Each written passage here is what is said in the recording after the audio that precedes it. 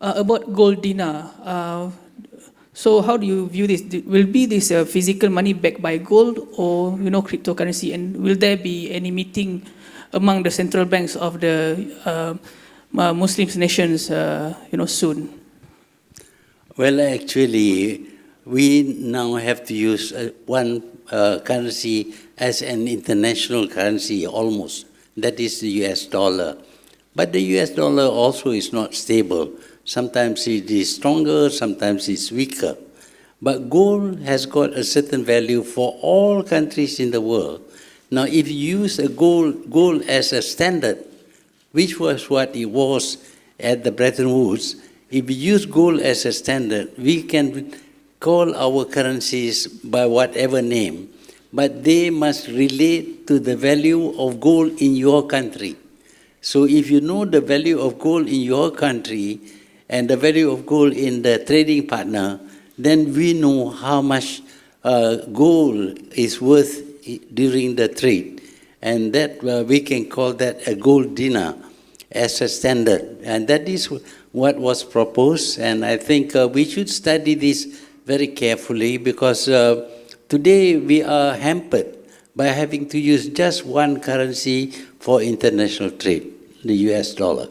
You talked this morning about the sanctions against Iran and the blockade imposed on Qatar. How do you see the continuation of this, specifically the continuation of the blockade against Qatar from 3 Arab countries? Well, we don't believe in sanction. We don't actually point out the specific cases. But sanction is a criminal act because you not only punish the country concerned, you punish other countries as well. When they applied sanction to Iran, we lost our market, and Iran is a big market for us, and trade between us has been reduced or almost reduced to nothing. So this kind of thing can only be done by strong countries. Weak countries like Malaysia, I would like to apply sanction on Mr. Trump, but I cannot because I am a small man. But he can apply a sanction to whole countries, and we all suffer. So this is democracy at its worst. While they talk about democracy, promote about freedom of speech, freedom of this and that, they themselves deny democracy to other people.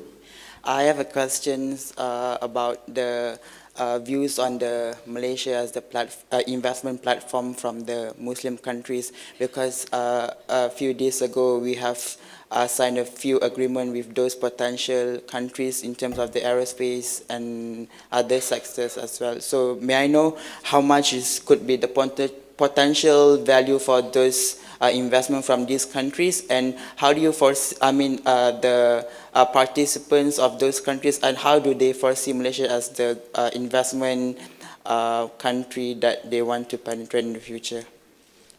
The Muslim countries are very, very rich, some of them. And, but the area that they can invest in Malaysia is at the moment quite limited. For example, we can have investment in the production of defense equipment from some Muslim countries. That is one way of investment.